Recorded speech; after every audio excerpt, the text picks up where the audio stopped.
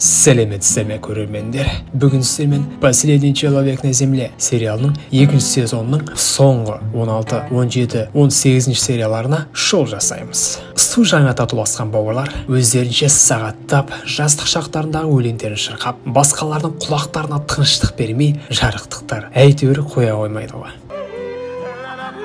Ертес Тенди әйеліне келгенде, Кэрол оған бір сурет көрсетіп еді. Тенди, болашақ баламыз Тоддан айнымайды ғой деп қалады. Сосын Кэрол оған Тоддан бала туып алайықшы деп ойын айтады. Тенди, жоға, не айтып кеттің деп 1 минуттан кейін ойын алмастырып, бұл адамзатты құтқару үшін керек болса, мен даймын деп келіседі. Кейінде інісі екеуі тағы да ән шырқап тұрғанын көрген Гейл, осылар құлағымда керең алатын болды-ау деп теріс бұрылып кетеді. Сол жерде Тенди інісіне Тоддан бала туып алайын деп жатыр деп айта салып еді. Майк, тоқта, мен космостан келіп шатырым кетті ма, немесе сен қуып жатсың ба деп түсінбей қалады. Ағасы оған істің анық қанығын айтып, неке қию салтанатын қарапайым өткіземіз деген сол еді. Келесі кадрда киініп алып тұрған Кэрол мен Тодды көреміз.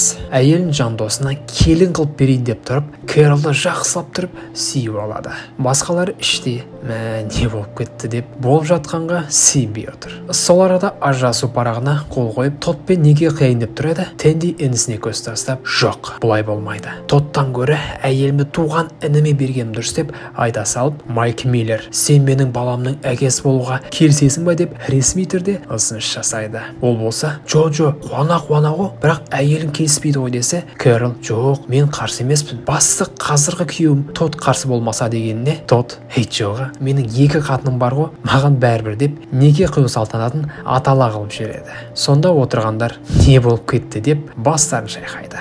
Той кешке де жалғасын тауып, арғы жақта өзімен өзі биді беріп жатқан Тодқа Тенди келіп, досты, бәрі дұрыс па десе, ол, көрмей тұрсың ба, билеп жатырмын деп жақтырмай қалғандай бет жасап алады. Ал уақытша болса да, жаңа елі зайыптыға келсе, екеуі де картоп жарып, әңгімені соғып отқан көрген Тенди не істеп қойдым деп өкініп қалады.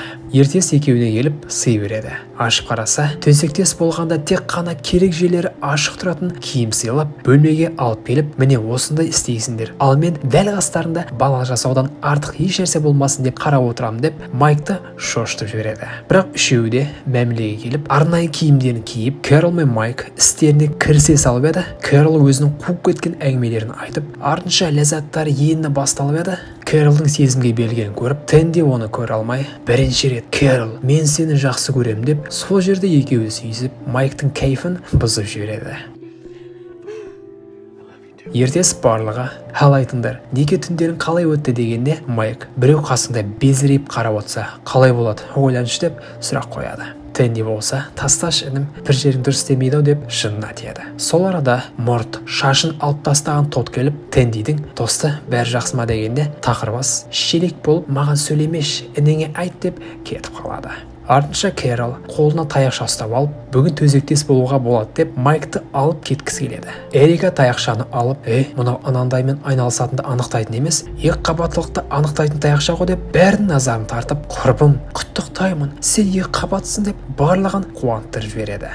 Тенди інісіне келіп, бауырым, ана жерің істейді екен ғой десе, ол, ақымақ, кеше арамызда сенің кесірінен еш нәрсе болмады. Бұл сенің балаң деп қуанышын көкке көтереді.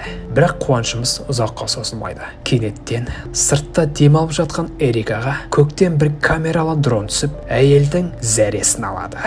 Гейл басқаларына жетіп келіп, не көрген айтып беріп еді. Жаным, сен көп ішімді ішіп қойдың ғой деп, ешкім оған сенбейді. Шынымен де сыртқа шығып еді, әлгі дрон тіптен көрінбейді. Кейін ағалы інілі беконды деп рахаттанып жеп жатыр еді. Тод келіп, менің мұрныма қандай иіс келіп тұр. Маған айтпай, беконды ұрып жатсыңдар дегенне, Тенди, жо, Майк жел шығарды. Соның иісі ғой деп қылмақшы болады. Тод, маньяктар сияқты, суық көзбен қарап тұрып, кенеттен атылып, неге менен беконды жеуге болама деп рұқсат сұрамадыңдар деп екеуін жерге тығып тастайды. Майк Эрикамен сөйлесіп отырып, одан мына қалада болып пең дегенне, қыз, мен онда отырғам дейді. Майк, тоқта, қалай сонда отырғам десе, қыз, енді түрмеде отырғам деп мойындайды. Неге десе, кездейсоқ банкке кіріп, бөтен адамның ақшасымен шығып кетіппін дейді. Тенди тағы да тақырбасқа келіп, тасташ, сен менің жан досымсың дегеніне сенбей, тағы да теріс қарап кетіп қалады. Сәлден соң Майк пен Эрика романтикалық ас ішіп жатқан көреміз. Майк оған: негіз менің келіншегім бар еді, бірақ уайымдама, онымен қазір менің ағам жатып жүр, кейін ажырасамыз деп көзінше әзілдеп қызды сындырмақшы болады. Келесі сценада Гейлдің жүйкесі айрықша шаршап жүрген көреміз. Әйел жаңағы сценадан кейін ішімдікті тастап құр су ішіп көңіл күйі болмай отыр. Ал сыртта ағалы інілі сиыр сауып отыр еді. Тот келіп тағы да Тендидің миын жеп жатқанда Майк өзімен өзі жөтеліп кенеттен оның қолында қызыл қан тұрғанын көреміз. Үйге жетіп келіп Тот оның қасында болуға болмайды, әсіресе екі қабаттыларға деп барлығын шошытады. Тенди болса: қорықпаңдар, бәрімізде иммунитет бар деп оларды сабырға түсіргісі келеді. Майктың жөтелген даусы шығып еді, ешкім оған сенбей кетіп қалады. Кэрол болса: жоқ жаным, балама зиян тиюі мүмкін деп екі қабат әйел сияқты ішін ұстап тайып қалады. Сол сәтте Тендиге әдеттегі өзінің керемет идеяларын бір келеді. Түнде Майк жөтеліп сыртқа шығып бара жатқанда қараңғыдан вирустан сақтайтын костюм киіп алған бір адамды көреміз. Осылай жақындап еді, көз алдымызға бір сайқымазақтың түрі көрінеді. Тенди оны ішке алып кіріп еді, басқалардың ойнап күліп отқан көреміз. Бірақ бір нәрсе бар: барлығы костюм киіп алған. Сосын оны арнайы бір капсулаға кіргізіп түк болмағандай ойын ойнап тұрады. Тенди інісін қолдау үшін костюмін шешіп тастайды. Басқалары бас тартады. Кейіндеу Майк капсулада болса да Эриканы кездесуге шақырып, сәл сөйлесіп, екеуі екі жақта тұрып жылы сүйіседі. Сол сәтте Мелисса да: қарасаңдаршы деп басқаларын шақырып алып, сыртта өлі жатқан сиырды көрсетеді.